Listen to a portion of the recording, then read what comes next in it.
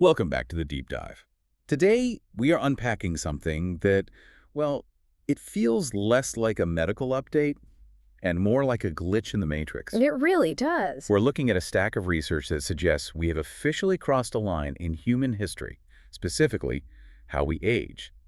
We've got transcripts from the ARDD 2025 conference in Copenhagen, papers from Science, the Journal of Clinical Investigation, all sorts of stuff. It's a massive stack, and usually when we cover medical news, it's incremental, a small step forward. Right. Coffee might be good for you, that kind of thing. Exactly. But looking at what happened in Copenhagen in August 2025, specifically at the Aging Research and Drug Discovery meeting, this was different. This was a jump. A pivotal moment. Yeah. One of the attendees, Alex Zavaronkov, he actually called it the DeepSeek moment for longevity. I love that comparison.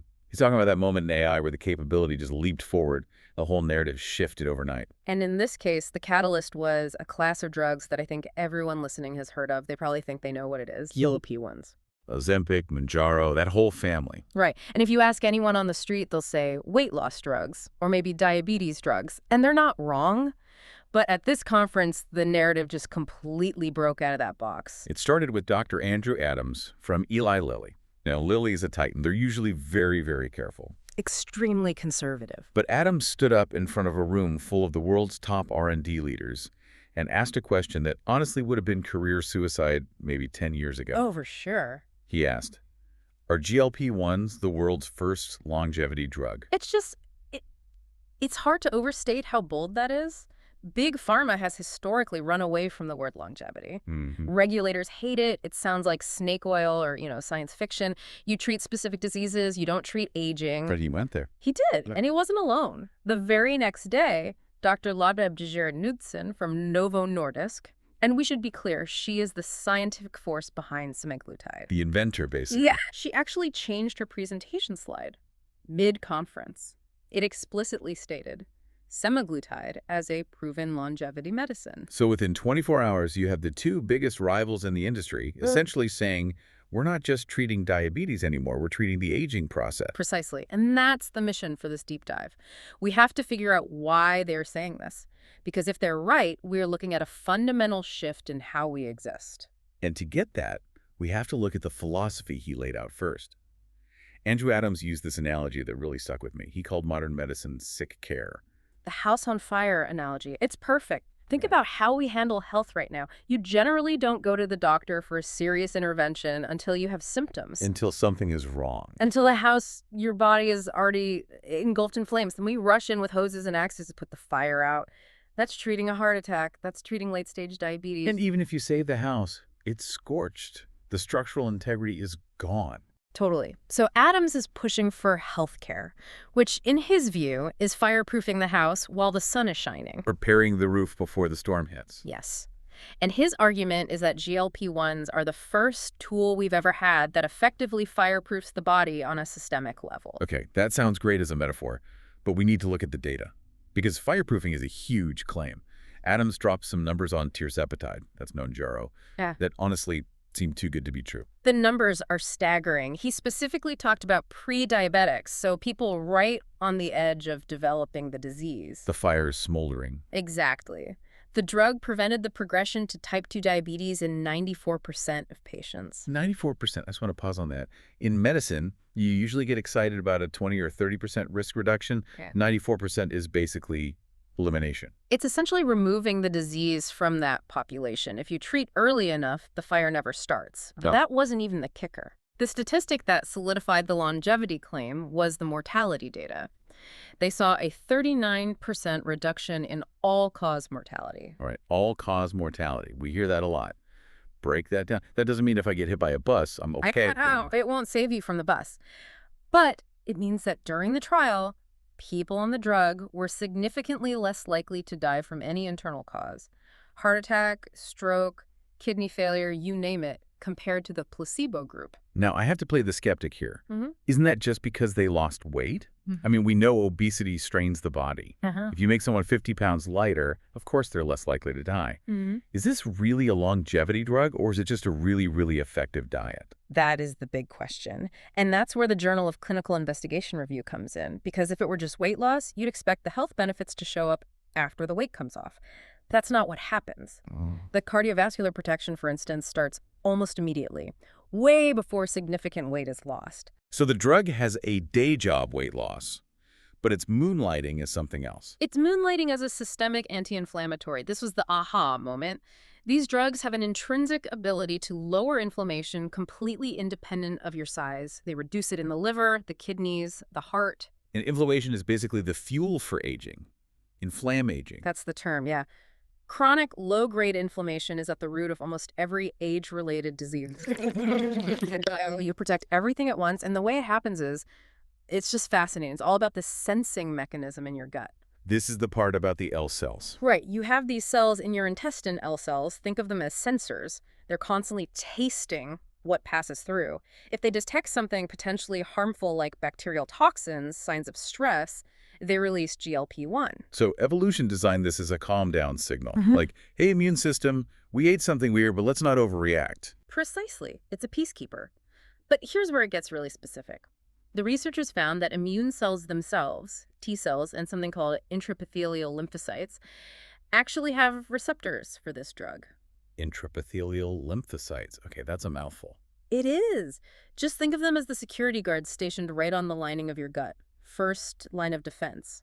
And it turns out these guards have a specific lock on them, and GLP-1 is the key. So the drug tells them to stand down. It tells them to stand down. It prevents them from overreacting and attacking the body's own tissues, which causes that chronic damage. That is wild. So when you take this, you aren't just telling your brain, I'm not hungry. You're broadcasting a message to your entire immune system to stop the chronic warfare that slowly destroys you over time. That's the systemic cooling effect. And that is why they are finally comfortable calling it a longevity drug. Which brings us to a huge practical problem. Mhm. This is great. But right now, you have to inject yourself with a needle every week. Forever. And that is a huge barrier.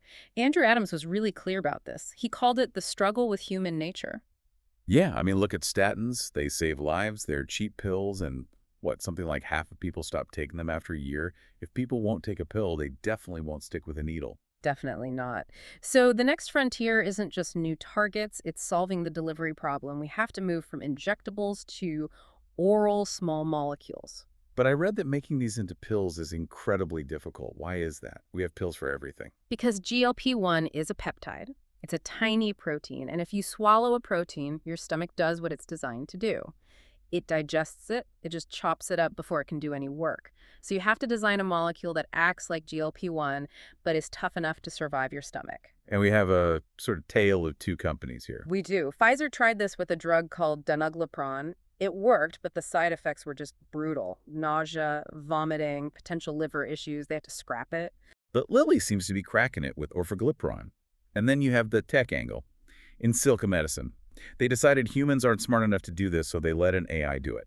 This is Mission Impossible stuff.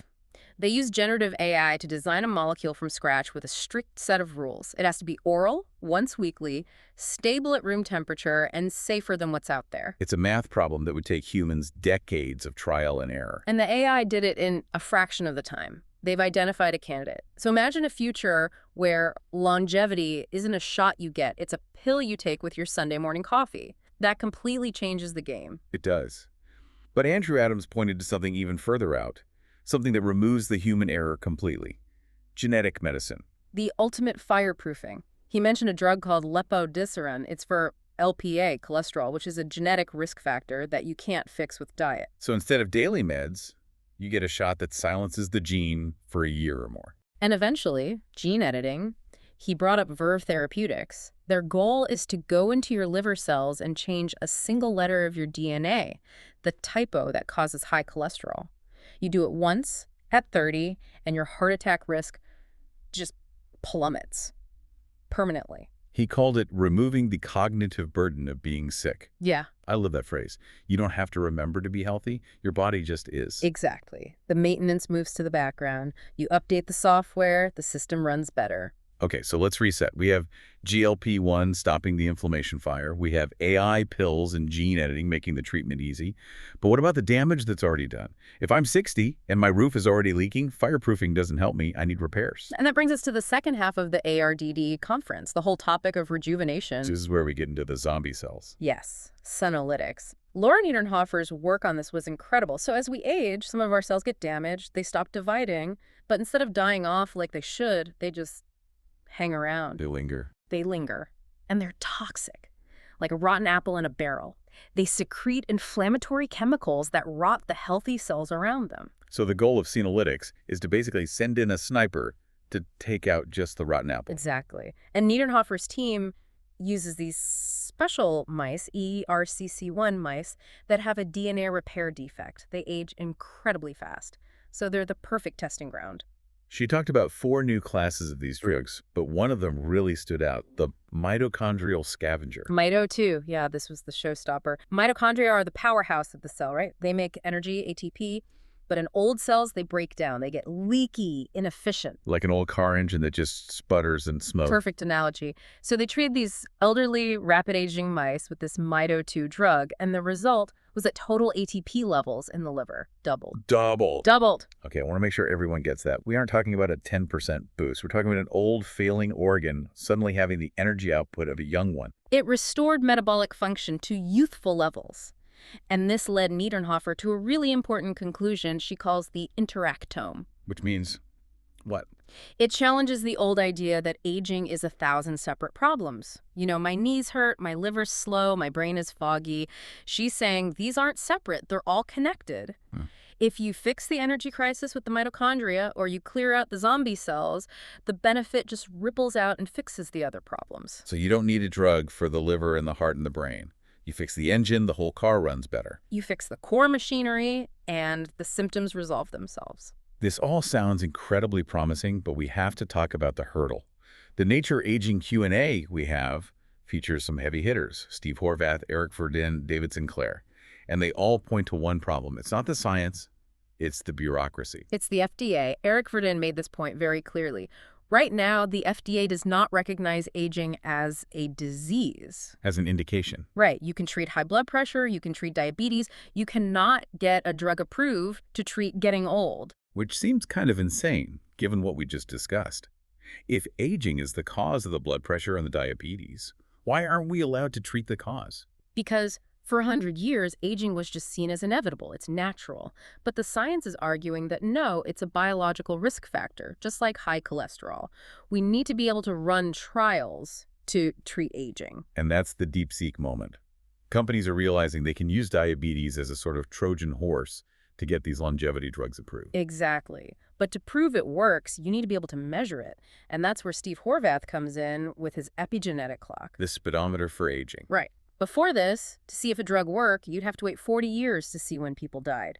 That's not a business model. Horvath showed that by looking at chemical tags on your DNA, we can accurately measure your biological age. So I could be 40 on my birth certificate, but biologically 35 or 45. Exactly.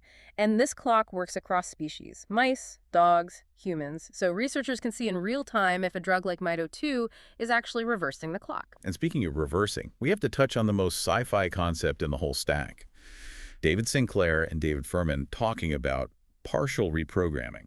This is the idea that our cells have a backup copy. Explain that. Think of your computer. Over time, it gets slow, glitchy, that's aging. But deep on the hard drive, there's a partition with the original factory settings. A Windows System Restore. Exactly. The theory is that every cell remembers what it was like to be young. The information isn't lost, it's just buried under noise.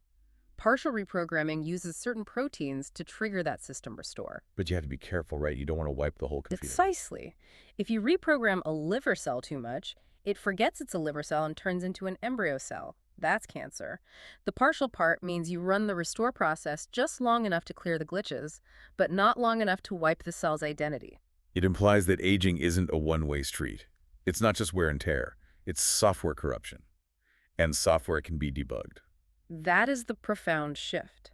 If aging is information loss, then it is, in theory, reversible. So let's zoom out. We started with Big Pharma, admitting they're in the longevity business. We learned GLP-1s are really immune drugs that cool down the system. We saw the future of AI-designed pills. And we ended with clearing zombie cells and rebooting our cellular software. It's a complete paradigm shift. We're moving from a model of sick care, waiting for the crash, to a model of maintenance. Maintenance, that's the key word. Think about it. If you have a classic car and you only fix it when the axle snaps, it won't last. But if you're constantly tuning it, replacing parts, polishing it, that car can run indefinitely. Andrew Adams said, the time to repair the roof is when the sun is shining. And it feels like the sun is finally coming out on this whole field. It really is. The tools are finally matching the ambition. But it leaves me with one final thought. And I want to get your take on this to close us out. go for it. If aging is a program driven by epigenetics and inflammation, and we are finding the actual reset buttons like METO2 or reprogramming, at what point does healthcare just become indefinite maintenance? I mean, if we can double the energy in an old liver, what is the actual biological limit we are facing? Is there still a wall we're going to hit, or is the wall itself moving? That is the billion-dollar question, isn't it? For a long time, we thought 120 years was maybe the hard limit. But if the machinery can be repaired at the cellular level, if we can hit restore on the software, then that limit might be much, much further out than we ever dare to imagine. A fascinating and slightly terrifying place to stop. Thanks for taking this deep dive with us. Always a pleasure.